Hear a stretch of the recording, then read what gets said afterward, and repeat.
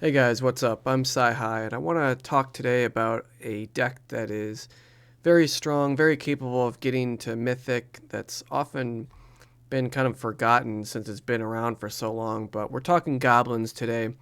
Most people are familiar with this, but if you're not, of course, this deck revolves around the incredibly powerful Goblin Muxus, Goblin Grandee that was released quite a ways back, but the whole deck hinges around this. It's not exactly just a typical straightforward aggro deck. It's really more of like aggro combo, trying to get to 6 mana as fast as possible, cast Muxus, and just explode and win from there. So of course Muxus is 6 mana 4/4, but when it enters the battlefield, you're getting to look at the top 6 cards of your library and put all Goblin creatures with mana value 5 or less from among them onto the battlefield.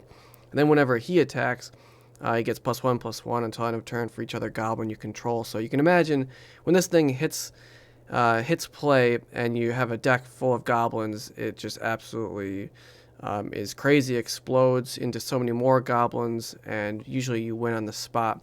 But we'll take a look at each card choice and just talk a little bit more about the specifics of the deck and how it ticks. So if we start out and look at the 1 mana drop spot, we have kind of an innocuous, weird card in Skirk Prospector, which, again, if you're not very familiar with this archetype or Goblins in general, this looks rather tame and not too scary, but this really is an enabler in the deck. A 1 mana, 1/1, but importantly, it has the activated ability of sacrificing a Goblin to add 1 red. Now, this does a lot of amazing things. Obviously, it helps you power out a faster Muxus than you otherwise would by just sacrificing itself or other Goblins that you've cast to get Muxus cast maybe 1 or 2 turns sooner than it otherwise would be. But beyond just that, being able to sacrifice any Goblin on the fly actually has a lot of application during combat, especially.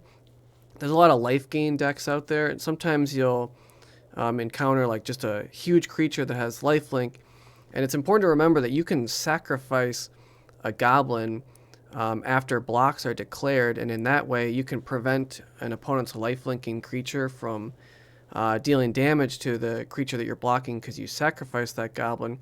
You can negate all that life gain from a lifelink creature, which is a really good trick you can do with Skirk Prospector. Additionally, you can also sack Goblins in response to them being targeted. So, for example, maybe you've got another Goblin in play and your opponent Lightning Helixes it. Rather than just let that hit and kill the Goblin, your opponent gains 3 life. Remember, you can sacrifice that Goblin, and that'll effectively counter the whole spell, the Lightning Helix, so your opponent won't gain life. So this thing does a lot of good. It's quite incredible in this deck to be able to make mana on the fly, especially once you get a lot of Goblin tokens and stuff onto the battlefield, which we'll look at some more as we go up the line. But moving on to the 2-drop spot, we've got Wily Goblin, 2 red just for a 1/1. This is another staple in the deck. When it enters the battlefield, we create a treasure token. Again, doesn't seem that amazing, but for red to just create more mana, this is awesome. Again, just further advances our plan of getting Muxus out as fast as possible. So another 4 inclusion, 4 of in Wily Goblin. We also have 3 Conspicuous Snoops, which is 2 red, 2/2. We play with the top card of our library revealed, and we can cast Goblin spells from the top of our library. And as long as the top card of your library is a Goblin card, Snoop has all activated abilities of that card. So mostly this is a value play. This is a value Goblin for digging through your deck, finding more Goblins. Great after a board wipe to get this guy in play and just cycle through your deck, find more Goblins, and get him into play.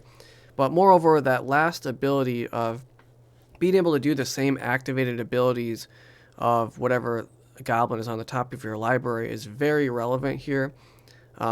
This means occasionally you can gain a lot of different abilities in this deck. You can get the Skirk Prospector ability online with Conspicuous Snoop, but the most often and powerful thing you can do is to have Krenko Mob Boss on the top of your library, which of course is a 3/3 for 4 that taps to create X 1/1 Goblin tokens equal to the number of goblins we already control. So this dude makes a ton of goblins. It's important to remember, if this is on the top of your deck, always remember that you can activate the Snoop and make a ton of goblins. So even early in the game when you wouldn't have 4 mana, if this guy gets turned on the top of your deck, be sure to remember to set a stop on your own upkeep. So before you draw, you can actually activate the Snoop, create a bunch of goblin tokens before you draw Krenko. So that's an important trick to just keep in mind.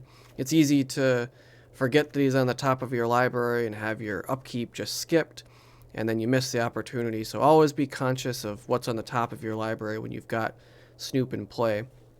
Also, rounding out the 2-drop slot, we've got a relatively new card to this archetype, at least. When this deck first gained notoriety in Historic, Battle Cry Goblin did not exist yet. It hadn't been printed. But I can fully say that this card is awesome, and I absolutely endorse 4 copies in a Goblin archetype such as this. It's a 2-mana 2/2 with an activated ability for 2 to give all goblins you control +1/+0 and gain haste until end of turn. Additionally, it's got pack tactics, so whenever it attacks and you have total power of 6 or greater, you instantly create a 1/1 red goblin creature token that's tapped and attacking. So this guy, at first glance, it seems like kind of just more of the same of like other goblins you have, but 2 mana is a big deal, and this ability to pump and grant haste is huge. Oftentimes you'll get just insane board states where you have tons of goblins, you're making more goblin tokens, and another outlet or another way to give them all haste is absolutely huge, very relevant. But also, I mentioned earlier how important Skirk Prospector is in this deck. Being able to sack and add red with this guy gives you more of a mana sink to do something with all that red.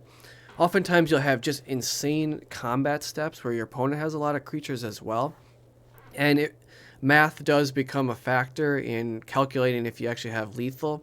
But once you hit kind of just critical mass with this deck and get rolling with tons of goblins and tokens being created in an exponential way, these 2 cards become very relevant. You have combat steps where maybe you've got 30 guys coming in, they block 20 of them or something like that. And you can calculate that you can sacrifice a lot of the guys that are blocked just to get the mana, and then sink all of that red mana into Battle Cry Goblin to get a ton of pump effects on the guys that weren't blocked, and you can often just win games like that. In fact, just a lot of grindy games where both sides have lots of creatures end exactly in that way, where you funnel mana into this guy using these 2 cards. So Battle Cry Goblin, absolute bomb in this deck. I totally endorse 4 copies, again, in a build like this. Moving on to the 3-drop spots, we've got more staples in Goblin Warchief. 3 mana 2/2, giving all goblins haste is huge here. If we could run more than 4 copies, we'd probably be running multiple copies of this, as well as Goblin Chieftain, which is similar.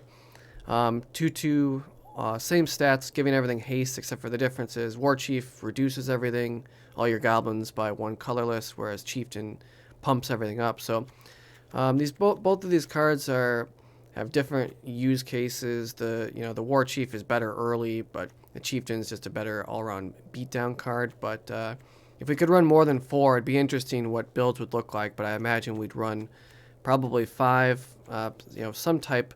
But the curve still is pretty good, so I don't know, even 4 of it, this deck just has everything it needs. It's such a powerful tribe. But these are 2 staples for sure. 4 copies of each. Don't see any reason not to run 4 of each. There's just nothing really better than what you got going on here.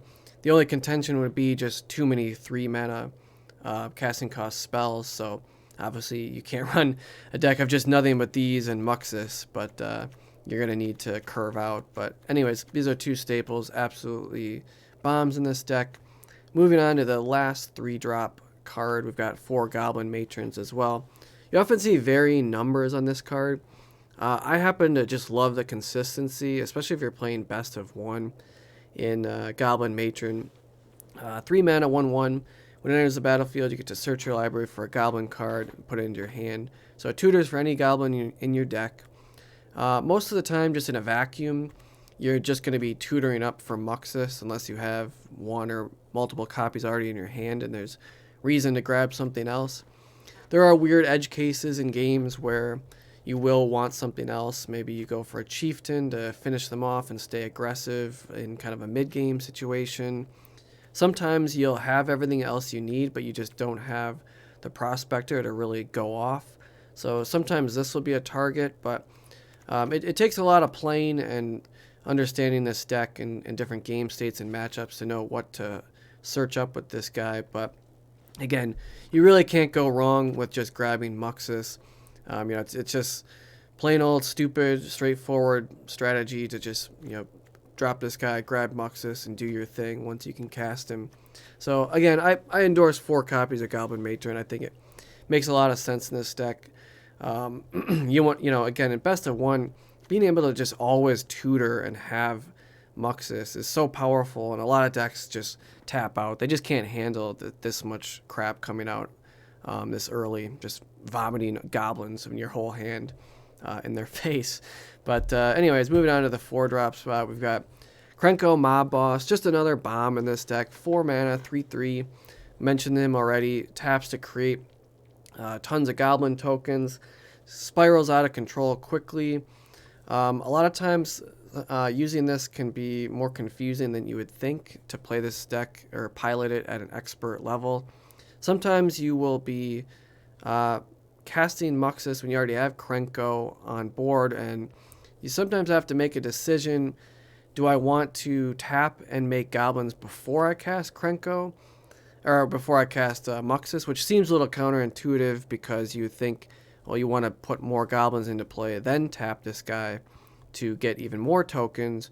However, sometimes you will find additional Krenkos with Muxus, and in that way, you wish you already tapped and created the tokens because, of course, it's legendary, so when the new Krenkos come into play, you're going to be forced to sacrifice one. So there's a little bit of tension there in knowing what to do, but again, it comes down to like what your opponent's life total is at and what you're trying to maximize, as well as maybe how many Krenkos you've seen, what you think the odds are of flipping them in the next 6 cards. But generally speaking, the deck's pretty straightforward, but you'd be surprised with the amount of different nuances and things you come up as in different matches where you have to make different decisions. But so it stays interesting. It's a complicated deck for sure. A lot more complicated than it seems. Combat can be crazy, can be a lot of math involved, but we already covered 4 Muxus, obviously the whole point of the deck. There are other types of goblin builds you can do. There's combo goblins as well. We're not covering that in this video. This is still just a straightforward old mono red build looking to abuse and exploit Muxus, being that it's just such a powerful, disgusting card. Lastly, we can take a look at the lands. Nothing too crazy. 19 mountains. We've got 1 Den of the Bugbear, obvious creature land that makes goblins, so it's right at home here. 4 Castle Embereth, which you don't always see, but I've had too much good things happen with this card. The opportunity cost is so low. With 19 mountains, we're almost never having to play this tapped. It's always functioning just as if it's another mountain with pure upside. 3 mana to give all our creatures +1/+0 is just, as you would imagine, incredible when you have tons and tons of goblins in play. You can just, oftentimes if you don't even have Muxus, but you just combo out other ways with just getting lots of tokens and lots of goblins coming out, tokens being created from Battle Cry Goblin even. This Castle Embereth can just put you over the top and beat people the old-fashioned way. So definitely endorse 4 copies here. There's a lot of different ways you could take this deck too. There's certainly other lands you could use, more utility lands to actually give the deck some removal. But we're not doing any of that here in just a vacuum. We're just trying to be the strongest deck we can be without considering what our opponent may or may not be playing. We're just focusing purely on doing the best thing we can do. Lastly, we've got 1 copy of Phyrexian Tower, which looks a little strange here, but this has been kind of common in these Goblin decks for a while now. Even seen some pros builds with running 2 copies. I think that's a little over aggressive and thinking the deck's going to play out perfectly. But this card is just a legendary land, Phyrexian Tower. Add it's a colorless, but you can also sacrifice a creature to add 2 black. So this is just another little side way to cheat and get ahead on mana by 1, to just get Muxus out even 1 turn sooner than you otherwise would. And when you get all these compounding effects between the tower, the Wily Goblin, the Skirk Prospector, oftentimes you'll have him coming out, even up to 2 turns sooner than he otherwise would, or even faster depending on how things play out. But other cards you can think of playing in this deck, you may see some Irencrag Feats sometimes, which is 4 mana to add 7 red to your pool, but then you can only cast 1 additional card for that turn. That's an interesting one in this deck for sure. It's very aggressive gambit to try to get Muxus out as fast as humanly possible. The downside to running Irencrag Feat, of course, is that it's not a goblin, so you're diluting your deck a little bit. You're making your average Muxus flips when you cast them a little bit more diluted, because you have the chance of seeing Irencrag Feat when you want to for sure see 6 goblins. But I don't, I've played with Irencrag Feat, and I can certainly say that, 1 or 2 copies, even 3, I wouldn't go the full 4, but it's something to experiment with for sure. Nothing feels better than in the mirror match when they go first, but you actually are the first one to resolve Muxus because you kind of cheated him into play with Irencrag Feat. So another card to think about, and there's a lot of different cards you could run in this, but it's an extremely powerful deck for sure and historic. I definitely know, I've gotten to Mythic with this deck as myself, so fully endorse it. You can go all the way with this deck for sure, and it's definitely something to be aware of if you've not tried it or happen to never play against it, because it doesn't seem as popular as it should be. I think it's just been kind of overshadowed by a lot of new hot decks that have come out, but this deck has been a force for a while. It's got great matchups against control. Seems a little counterintuitive, but you're always threatening to resolve a Muxus out of nowhere and just win that way, as well as all these haste threats are very difficult for board wipes to really have an effect on, like Wrath of God and other things like that. If you just don't over deploy everything and just keep constant state of the game where you have 1 or 2 or 3 threats out and just keep pressuring your opponent, it can be really hard for control players to turn the corner against this deck. One thing that can be tricky with this deck is coming up against those gain life decks with Soul Warden. Multiple Soul Wardens is definitely not what you want to see. It's certainly beatable, but it does turn the game into a bit of a slog, as you can imagine, because we are running so many creatures, you will end up gaining so much life for the opponent. So that's not a very good card, and a card you want to see anyways. Other things like Hushbringer can also shut down Muxus, but it's not a complete loss. The deck can still function without Muxus in just a pure beat-face aggro way. But again, depending on the metagame, you may want to consider running some of the lands that can actually target creatures and have a little bit more of a removal. But this is just a basic shell that I would endorse. Somewhere to start if you're new to this deck. You can add tweaks as you go and as you learn the deck. But that's Goblins. I hope you guys like it. Super powerful deck. Appreciate you watching the video to the end. Please like, subscribe, comment. Let me know what you guys want to see. And good luck on the ladder. Check you guys later. Peace.